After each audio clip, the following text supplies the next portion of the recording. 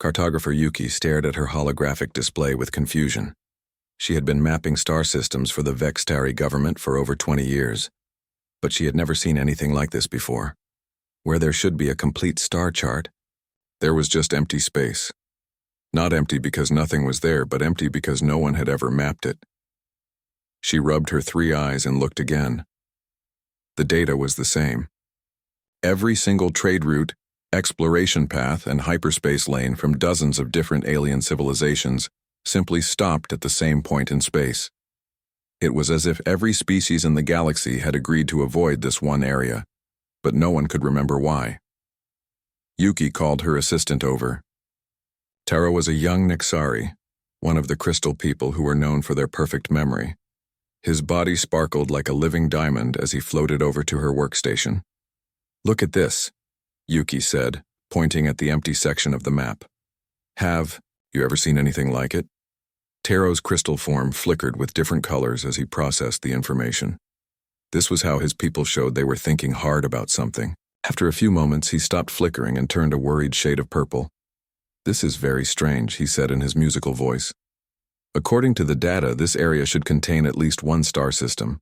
But look at these markers," he pointed to small symbols scattered around the edge of the empty space.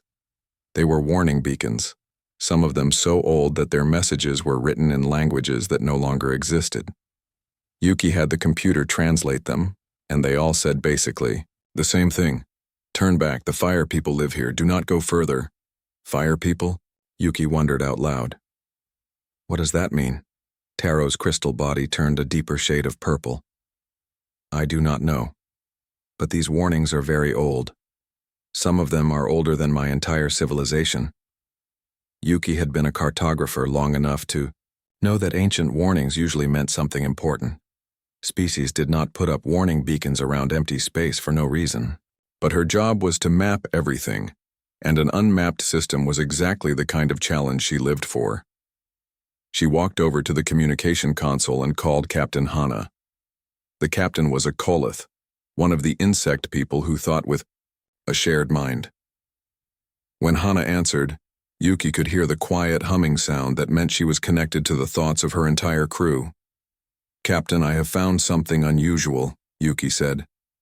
"There is a star system that appears on no maps. It is surrounded by ancient warning beacons." The humming stopped for a moment. This meant Captain Hana was thinking about something without sharing it with her crew, which was unusual for her species. "Ancient warnings?" Hana asked. "What do they say?" "They warn people to stay away from something called the Fire People, but the warnings are thousands of years old. Whatever they were warning about is probably long gone." Captain Hana made a clicking sound with her mandibles. This was how her people showed they were not convinced about something. "Perhaps. But there must be a reason why this system is not on any maps. Send a probe to investigate. We need to know what is there before we risk sending people." Yuki nodded and began preparing a deep space probe. These machines were designed to travel through hyperspace to distant star systems and send back information about what they found. The probe she chose was one of their best, equipped with advanced sensors and a powerful communication array. She programmed it to jump to the edge of the unmarked system and scan everything it could find. The probe would take pictures, measure radiation levels, and look for signs of life or technology. If there was anything dangerous, the probe would detect it from a safe distance. The probe launched with a bright flash of light as it entered hyperspace. According to the computer, it would take 3 days to reach its destination and begin sending back data. Yuki tried to continue her other work, but she found herself thinking about the mysterious system. Why would so many different species put up warning beacons around the same area? And what were these fire people that the ancient messages talked about? On the first day, the probe sent back a signal confirming that it had successfully made the jump to hyperspace. On the second day, it signaled that it was approaching the target system. On the third day, it sent a message saying it had arrived and was beginning its scans. Then nothing. Yuki waited for hours, but no more signals came from the probe. She checked all the communication channels and ran diagnostics on the receiving equipment. Everything was working perfectly. The probe had simply gone silent. Captain Hana arrived at the cartography lab a few hours later. Her mandibles were clicking rapidly, which meant she was either angry or worried. "The probe?" she asked. "Gone," Yuki replied. It reached the system and began scanning, then all communication stopped. The captain's antennae drooped. Perhaps those ancient warnings were not as outdated as we thought. Yuki looked at the empty space on her map one more time. Whatever was hiding in that system had just destroyed one of their most advanced probes. The fire people, it seemed, were still there. 3 weeks after the probe went missing, the largest diplomatic fleet in galactic history assembled at the edge of known space. Captain Hana had convinced the Galactic Council that whatever lived in the unmarked system was too important to ignore. If they could destroy advanced probes, they might be a threat to everyone. The fleet consisted of ships from the 3 most powerful civilizations in the galaxy. Commander June led the Luminant vessel, a ship made of pure energy that glowed like a small star.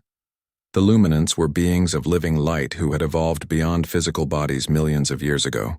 Next to them flew Captain Mira's Koloth battleship, a massive hive ship that housed 10,000 insect warriors who shared a single mind. Finally, there was Captain Hana's exploration vessel, crewed by various species including Yuki and her crystal assistant Taro. The plan was simple. They would approach the mysterious system together and attempt peaceful contact. If the inhabitants were hostile, the combined firepower of 3 major civilizations would be enough to protect them. At least that was what everyone hoped. As the fleet jumped into hyperspace, Yuki felt nervous. She had been studying the ancient warning beacons for weeks, and the more she learned, the more worried she became. The warnings were not just old. They were written in languages that had been dead for thousands of years. Whatever the fire people were, they had been scary enough to make entire civilizations avoid their space for millennia. The jump took 6 hours. When they arrived at the edge of the system, every sensor on every ship immediately began screaming warnings.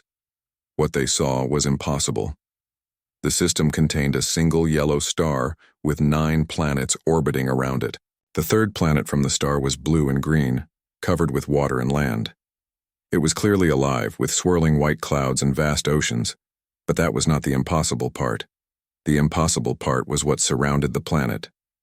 Massive metal structures floated in space around the world like a protective shell. Some were the size of small moons, bristling with weapon systems that looked like nothing anyone had ever seen before.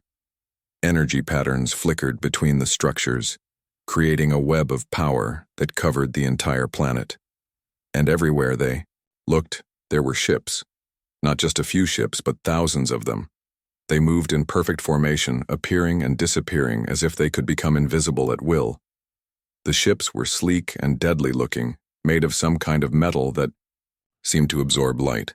Each one looked like it could destroy a city with ease. Commander June's energy form flickered with confusion. How is this possible? Our intelligence says this system contains only primitive life forms. Captain Mira's 1,000 voices spoke as one through the hive mind. Our data must be wrong. This level of technology should not exist in a single star system. Before anyone could respond, every communication system on every ship activated at once. A voice spoke to them in perfect Vextari, then repeated the same message in flawless Nexari, then in the complex harmonic language of the Koloth, then in the pure energy patterns that the Luminants use to communicate. Unknown vessels, you have entered Sol space without permission. State your business and intentions. You have 30 seconds to respond before defensive measures are activated. The voice was calm and polite, but there was something in it that made everyone afraid. It was the voice of someone who was used to being obeyed without question. Captain Hana quickly activated her communication system. This is Captain Hana of the Galactic Exploration Fleet. We come in peace. We represent the Galactic Council and wish to establish diplomatic contact with your civilization. There was a pause that lasted exactly 30 seconds. Then the voice spoke again. Diplomatic contact acknowledged. You will be escorted to a safe zone where talks can begin. Do not deviate from the assigned flight path. Do not scan our defensive systems. Do not attempt to approach the inner system. Violation of these rules will result in immediate destruction. As the voice finished speaking, 12 of the strange ships materialized around the diplomatic fleet. They had appeared out of nowhere, as if they had been invisible until that moment. The escort ships were beautiful and terrifying at the same time, with smooth curves that somehow looked both elegant and deadly. "Follow," came a new voice, this one younger and more casual than the first. "Stay in formation and keep your weapon systems powered down. Welcome to humanity's front door." Humanity. The word sent a chill through every member of the diplomatic fleet. None of them had ever heard of a species called humanity. According to every database in the galaxy, this system was supposed to be uninhabited. As they followed their escorts deeper into the system, Yuki watched the sensors in amazement. The defensive grid around the planet was not just impressive, it was beyond anything she had thought possible. Energy readings showed weapons that could crack planets, shield generators that could stop entire fleets, and manufacturing facilities that seemed to produce new ships faster than she could count. "Them, Taro," she whispered to her crystal assistant. "How many ships do you count?" Taro's body flickered rapidly as he processed the sensor data. When he finished, he turned a frightened shade of white. "I cannot count them all," he said quietly. "There are too many, and more keep appearing." The escort ships led them to a space station that was larger than most cities. As they approached, Captain Hana realized they were about to meet the fire people that had scared the galaxy for thousands of years. The space station was unlike anything the galactic representatives had ever seen. It was built from materials that seemed to absorb and reflect light at the same time, creating patterns that hurt to look at directly. The docking bay was large enough to hold their entire fleet, but what impressed them most was how clean and organized everything appeared. Every surface gleamed, every line was perfectly straight, and everything seemed designed for both beauty and deadly efficiency. As they walked through the station's corridors, Yuki noticed that the walls were covered with images. They showed battles, explosions, and strange flying machines dropping fire from the sky. The pictures seemed to tell the story of a species that had spent its entire history fighting wars. They were led to a large meeting room where a single figure waited for them. The being looked similar to several species they knew, but with some differences. It stood on 2 legs, had 2 arms, and a head with 2 eyes. Its skin was a light brown color, and it wore a uniform that was dark blue with silver markings. I'm Admiral Day of the Solar Defense Force," the figure said in perfect galactic standard language. "Welcome to humanity's home system." Commander June flickered with confusion. As a being of pure energy, he had trouble understanding physical creatures, but this one seemed different from the others he had met. "You speak our languages perfectly. How is this possible?" Admiral Day smiled, showing white teeth. "We have been listening to your communications for over 300 years. We know about your civilizations, your technologies, your politics, and your wars. We have learned much about the galaxy from watching you." Captain Mira's compound eyes widened. The idea that this unknown species had been spying on the galaxy for centuries was disturbing. "Why did you not make contact before now?" "Because we were not ready," Admiral Day replied. "And because we were not sure we wanted to." A door opened, and another human entered. This one was female, with black hair and wearing a similar uniform, but with different markings. She carried a small device that projected holographic images into the air. "I am Engineer Sue," she said. "I have been asked to explain how humanity developed differently from your species." The hologram showed a blue and green planet. "This is Earth, our home world. Unlike your species, humans did not evolve through cooperation or shared consciousness. We evolved through conflict." The images changed to show primitive humans fighting with simple weapons. "For millions of years, our ancestors competed for food, territory, and survival. This competition made us stronger, but it also made us violent." Captain Hana clicked her mandibles nervously. "You mean your entire species is naturally aggressive?" "Not aggressive," Engineer Sue corrected. "Competitive. There is a difference. We learned to work together, but we never forgot how to fight." The hologram showed humans discovering fire, then using it to make weapons. It showed them learning to work metal, building cities and then destroying those cities in wars. Every advancement in human technology seemed to come from their need to be better at fighting than their enemies. While your species developed technology, through shared knowledge and peaceful cooperation, humans forged their tools in the fire of conflict. Engineer Sue continued. We learned to split the atom because we wanted a more powerful weapon. We learned to travel in space because we wanted the high ground in battles. Everything we built was designed to help us survive against enemies who wanted to destroy us. Taro's crystal body turned a worried shade of red. But if you are so focused on war, why have you not tried to conquer the galaxy? Admiral Day laughed, but it was not a mean laugh. Because we learned something important from all our wars. The best way to win a fight is to make sure it never happens. We built our defenses so strong that no one would ever want to attack us. Commander June's energy form pulsed with confusion. But you could have joined galactic civilization centuries ago.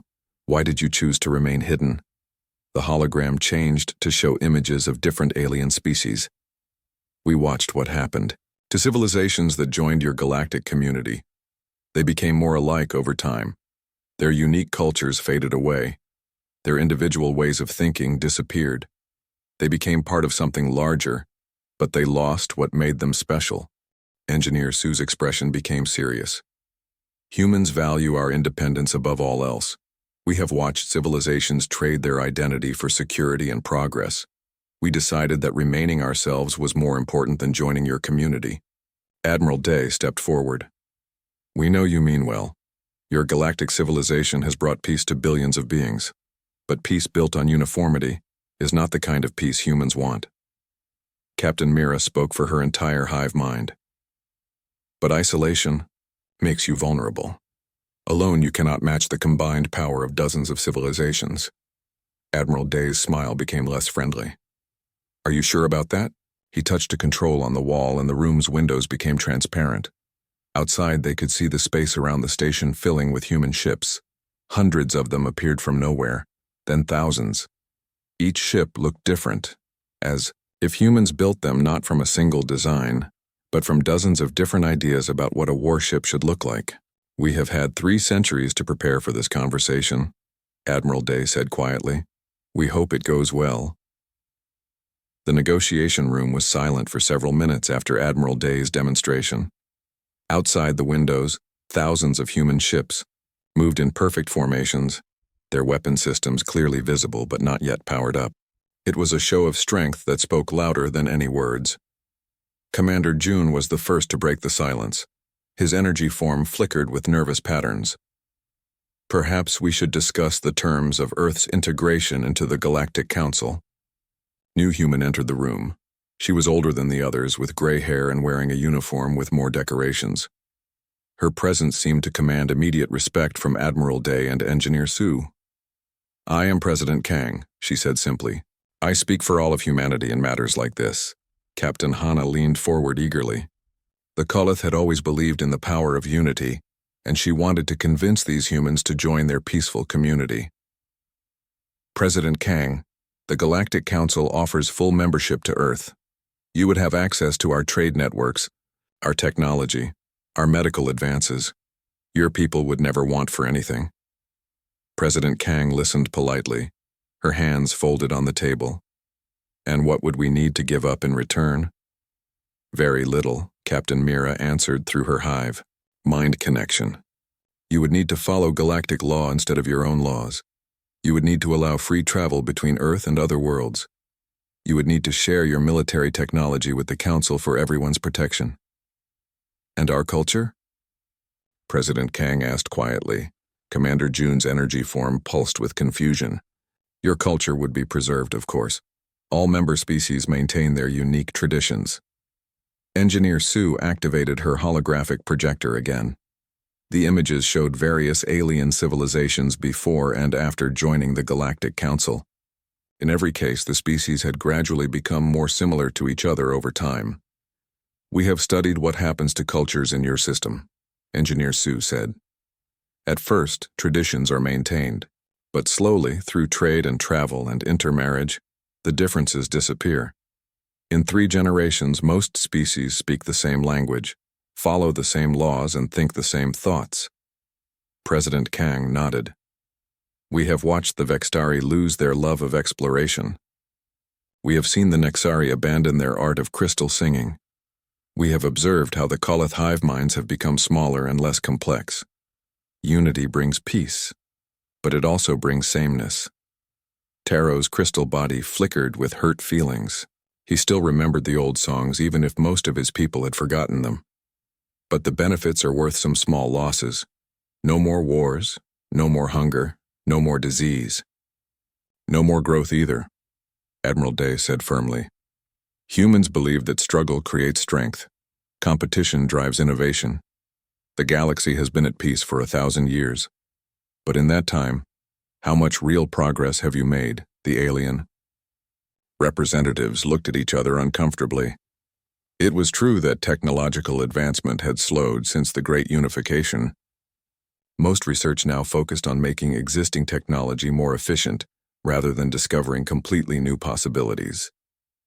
President Kang stood up and walked to the window. We appreciate your offer, but humanity must decline. We choose to remain independent. Captain Hana's mandibles clicked in distress. But you cannot remain isolated forever. Other species will eventually find you. Some of them may not be as peaceful as we are.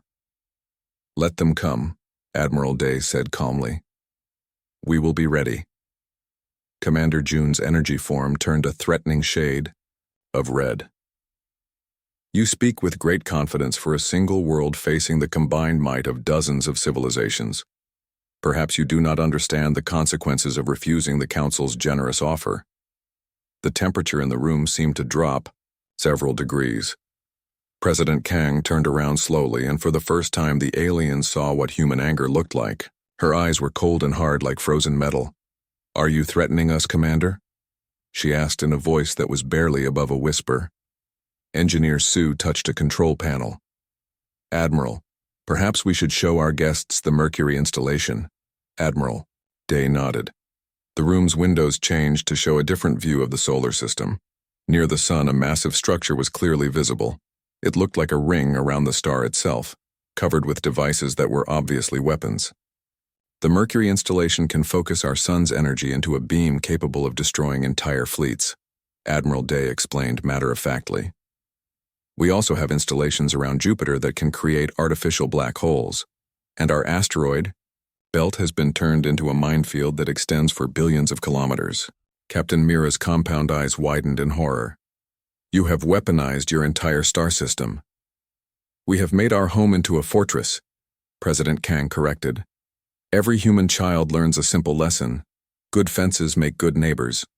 Our fence happens to be made of fire and steel. Commander June's energy form flickered with disbelief. This is madness. No single world can stand against the entire galaxy. Admiral Day smiled that dangerous smile again. Would you like to test that theory? President Kang held up her hand for silence. We do not seek conflict with anyone. We simply want to be left alone to live our lives as we choose. Respect our boundaries, and we will respect yours. The room fell silent again. Outside, the human fleet continued its display of power, a wall of metal and energy protecting their blue-green world. The journey back to the Galactic Council headquarters took 2 weeks.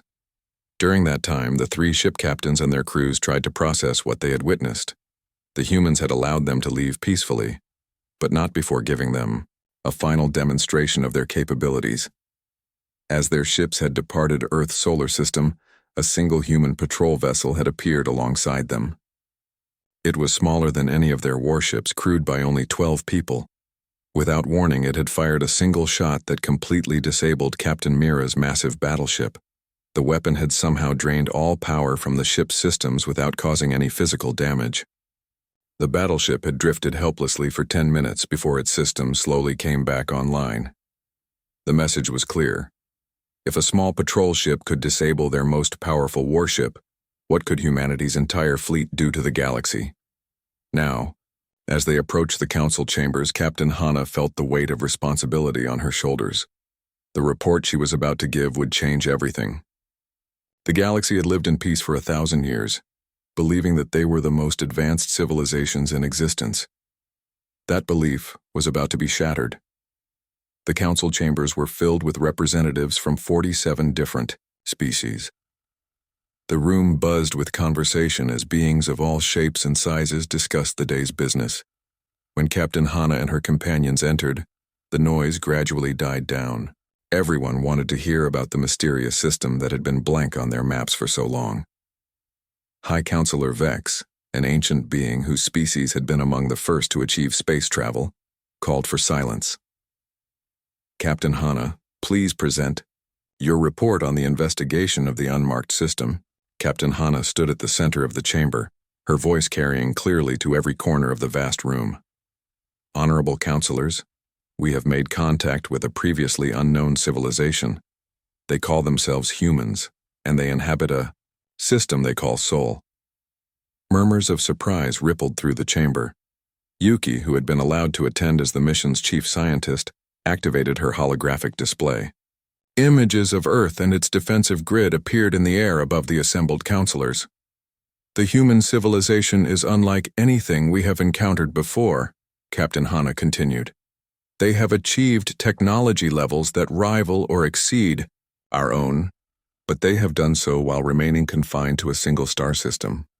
The images changed to show the massive orbital platforms and weapon systems that surrounded Earth. Several counselors shifted uncomfortably in their seats. Counselor Zara, a representative of the peaceful Altarian species, spoke up.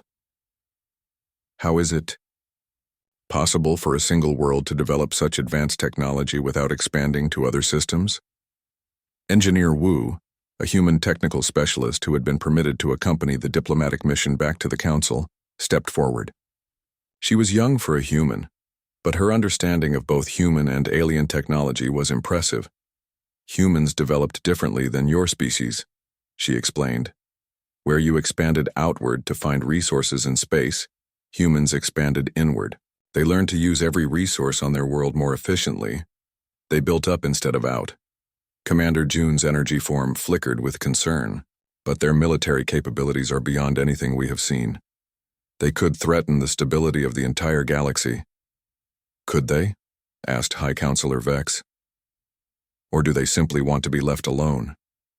Captain Mira spoke for her entire hive mind. They have no interest in conquest or expansion.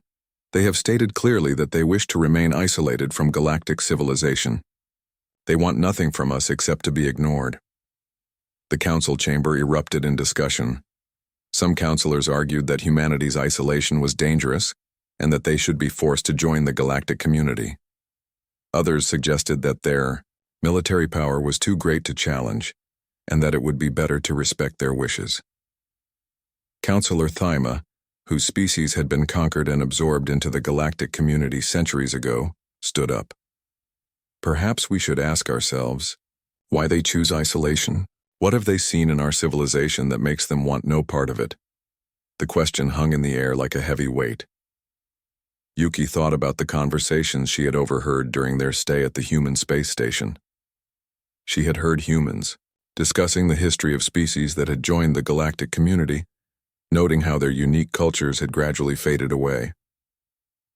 High Counselor Vex raised his hand for silence. We face a choice. We can attempt to force humanity to join our community, which would likely result in a war that would devastate both sides. Or we can respect their choice and accept that some civilizations prefer independence to unity. The debate continued for hours. Some counselors argued that humanity's example might encourage other species to leave the galactic community. Others pointed out that their defensive capabilities made any military action impossible. Finally, a vote was called. By a narrow margin, the council chose to respect humanity's sovereignty. 3 months later, Yuki was working on updating the official galactic star charts. Where once there had been blank space, she now drew clear boundaries around the Sol system. The official designation read, Sovereign Territory of Humanity, Transit Prohibited by Galactic Treaty. The cosmic maps still ended at Earth's wall, but now every navigator in the galaxy knew why. Sometimes the strongest civilizations were not the ones that conquered the most worlds, but the ones that were content to tend their own garden. and humanity had built a very strong fence around. Their garden,